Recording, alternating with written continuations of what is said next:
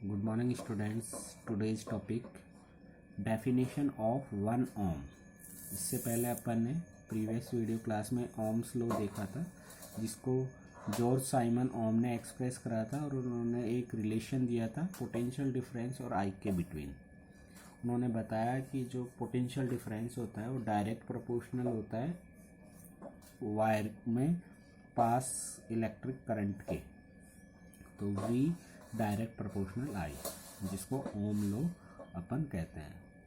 The current passing through a conducting wire is directly proportional to the potential difference.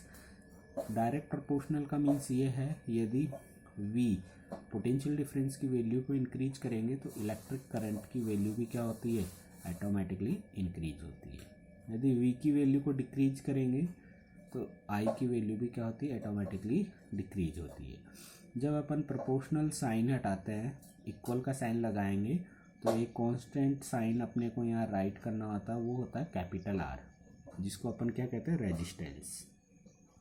V बराबर are आई। तो are क्या हो गया, एक कांस्टेंट वैल्यू है इसकी, जिसको प्रोपोर्शनली साइन भी कहते हैं।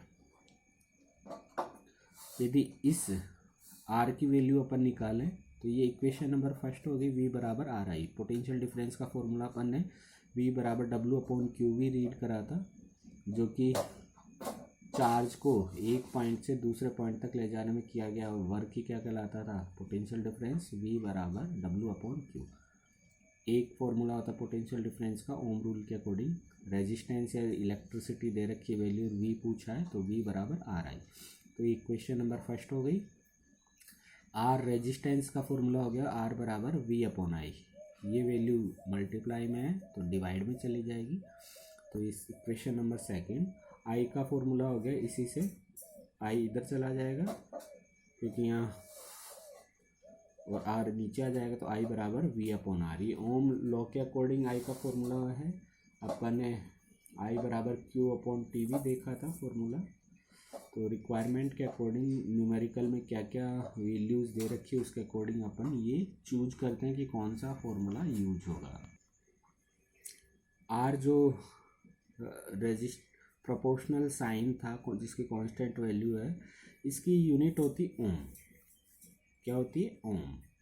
या इसको इस टाइप से, ओम का साइन इस टाइप से भी अपन इसको बना सकते हैं। यदि V और I के बिटवीन ग्राफ खींचे, क्योंकि V डायरेक्ट प्रोपोर्शनल होता है I के, तो V और I के बिटवीन ग्राफ खींचेंगे तो एक स्ट्रेट लाइन अपने को मिलेगी। मतलब V की वैल्यू को इंक्रीज करेंगे तो ऑटोमेटिकली I भी इंक्रीज होगा। यदि V की वैल्यू डिक्रीज करेंगे तो I भी ऑटोमेटिकली डिक्रीज होगा, और अपने को ग्राफ में एक स्ट्रेट लाइन इससे मिलती है। तो ये ग्राफ हो गया बिटवीन V एंड I के बिटवीन एक स्ट्रेट लाइन अपने को मिलती है। डेफिनेशन देखिए 1 ओम की। जैसे अपन ने 1 एम्पियर इलेक्ट्रिसिटी देखी, ठीक है, जिसमें चार्ज की वैल्यू भी क्या कर दी थी अपन ने, 1 कूलाम। और 1 कूलाम चार्ज किसी कंडक्टिंग वायर में 1 सेकेंड में क्या हो रहा था, फ्लो हो रहा था। वहाँ उस कंडक्टिंग वायर में इलेक्ट्रिसिटी की वैल्यू 1 एम्पियर थी।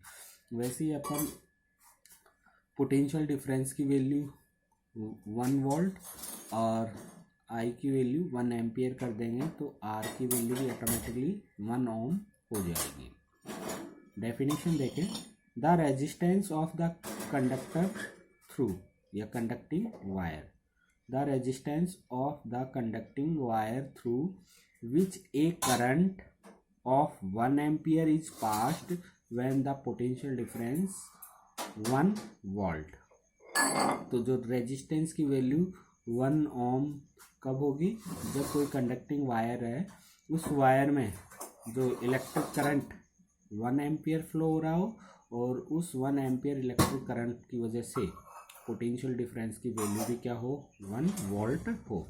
तो R बराबर VI अपन ने अभी फॉर्मूला देखा था, तो V की वैल्यू 1 वोल्ट, I की वैल्यू 1 एम्पियर, तो R की वैल्यू क्या हो जाएगी, 1 ओम हो जाएगी।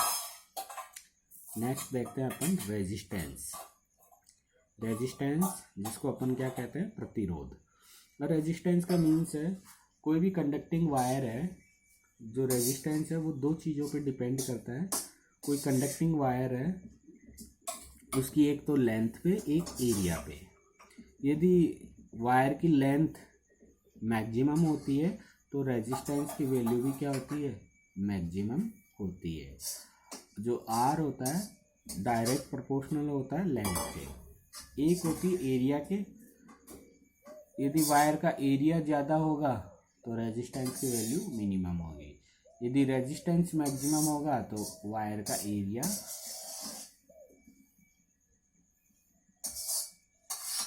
एरिया मैक्सिमम होगा। तो आर एरिया के इनडायरेक्ट प्रोपोर्शनल होता है।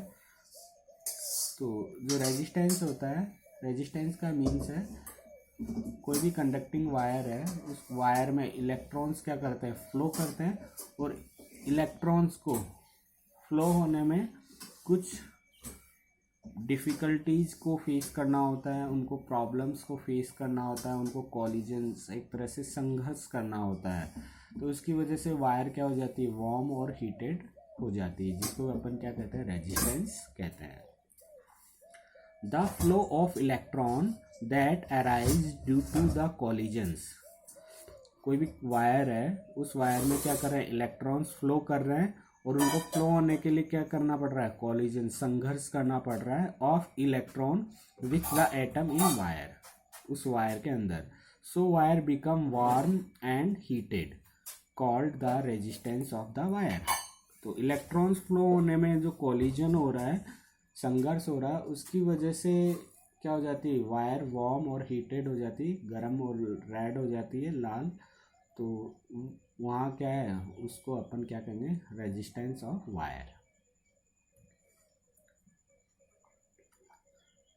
Depends of resistance, resistance length पे, एरिया पे कैसे डिपेंड करता है। Resistance of a conducting wire is direct proportional to its length. मान लीजिए वायर की लेंथ ज़्यादा है, लंबाई ज़्यादा है, तो रेजिस्टेंस की वैल्यू भी ज़्यादा होगी, और रेजिस्टेंस कम है तो लेंथ भी कम होगी। तो आर डायरेक्ट प्रोपोर्शनल होता है एल के। आर की वैल्यू इंक्रीज करेंगे तो एल की वैल्यू इंक्रीज होगी, आर को डिक्रीज करेंगे तो एल की वैल्यू भी डिक्रीज होगी। इक्वेशन नंबर फर्स्ट इसको डाल देंगे। नेक्स्ट है, एरिया के क्या होता है, इनडायरेक्टली प्रोपोर्शनल होता है। Resistance of a conducting wire is indirectly या inversely proportional to the cross sectional area. Cross sectional area wire की यदि विड्थ, क्रॉस सेक्शनल एरिया ये हो गया एरिया वायर का, तो इसके इनडायरेक्ट प्रोपोर्शनल होता है।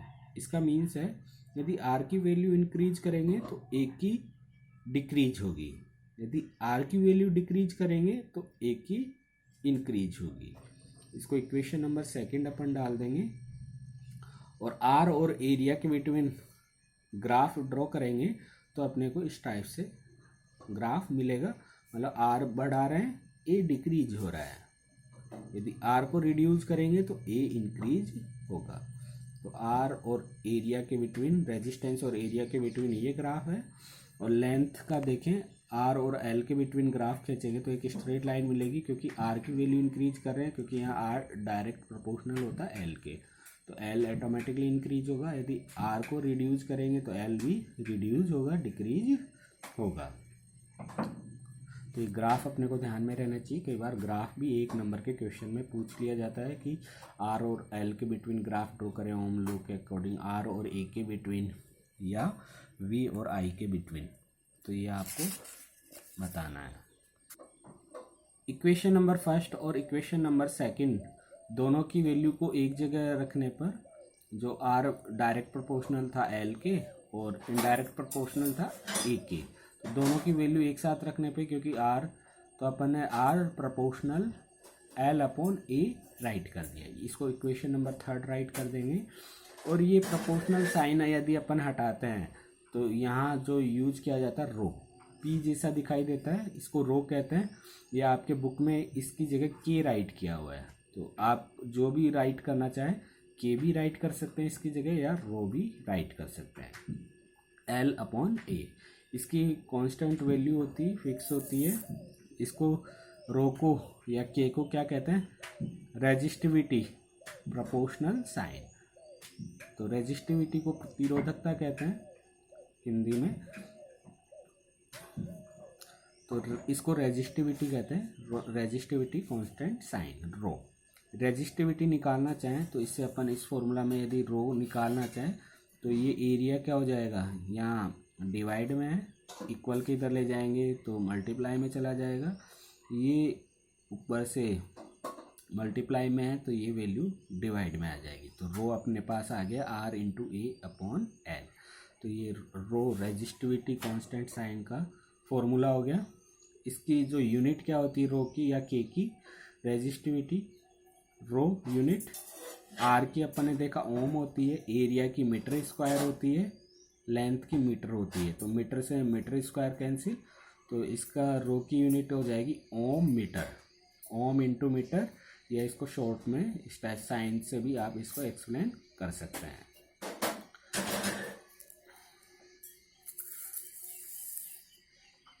नेक्स्ट टॉपिक है resistivity of few materials. Resistivity की वैल्यूज़ अलग अलग मटेरियल में अलग अलग होती है, ये आपको लर्न करने की रिक्वायरमेंट नहीं है। ये वैल्यू यदि आपके पास कोई न्यूमेरिकल आता है तो यह वैल्यू आपको दी जाएंगी। मटेरियल है जैसे सिल्वर है, Ag है, इसकी रेजिस्टिविटी की वैल्यू होती है 1.60 इंटू 10⁻⁸ ओम मीटर। ऐसी कॉपर की 1.62 इंटू 10⁻⁸ ओम मीटर। एल्यूमिनियम की 2.63 10⁻⁸ ओम मीटर। टंगस्टन को W से इंडिकेट करते हैं 5.20 इंटू 10⁻⁸ ओम मीटर। जैसे निकल की दे रखी है 6.84 इंटू 10⁻⁸ ओम मीटर। एलॉय अपन ने 9th और 8th क्लास में भी देखा था। एलॉय एक ऐसा मेटल होती है जिसमें एक से अधिक मेटल का वो क्या होता है, मिक्सचर होता है, उनको एलॉय कहते हैं। A metal made by mixing 2 और more types of metal together called alloy. तो ये मिक्सचर होता है और इसके एग्जाम्पल हैं जैसे यूरेका एलॉय है जिसको कांस्टेंट भी कहते हैं। यूरेका एलॉय ये कॉपर और निकल का मिक्सचर होता है, यूरेका एलॉय। ऐसे ही मैग्नीन है, मैग्नीन जो होता है कॉपर, मैग्नीज, क्लोरीन और निकल का मिक्सचर होता है। ऐसे ही नाइक्रोम वायर होती है, ये निकल, क्रोमियम, मैग्नीज और आयरन का क्या होता है, कॉम्बिनेशन से ये बनती है। तो ये थ्रीज क्या हो गए, एलॉय हो गए, यूरेका एलॉय, मैग्नीन और नाइक्रोम। तो रेजिस्टिविटी की वैल्यू देखें डिक्रीजिंग ऑर्डर, तो सबसे ज़्यादा इलेक्ट्रिसिटी का जो गुड कंडक्टर होता है वायर वो होता है Ag, सिल्वर, चांदी क्या होती है, जो सिल्वर होता है Ag good conductor of electricity, क्योंकि इसका रेजिस्टेंस मिनिमम होता है, इसलिए ये क्या है, गुड कंडक्टर ऑफ इलेक्ट्रिसिटी। लेकिन इसके वायर इसलिए यूज नहीं लिए जाते क्योंकि चोरी होने की चांसेस रहते हैं और ये कॉस्टली वायर भी है। सिल्वर क्या है, कॉस्टली मेटल है, इस वजह से इसका यूज ज़्यादा नहीं किया जाता। लेकिन सबसे good conductor of electricity Ag होती है, सिल्वर। उसके बाद में कॉपर है। कॉपर सिल्वर से क्या होता है, थोड़ा सा गुड कंडक्टर नहीं होता, लेकिन सिल्वर अच्छी कंडक्टर है। फिर कॉपर है, फिर गोल्ड है, फिर एल्यूमिनियम है। तो एल्यूमिनियम की वायर यूज होती है क्योंकि ये मेटल कॉस्ट में चीपर है। Silver Ag is the best conductor of electricity.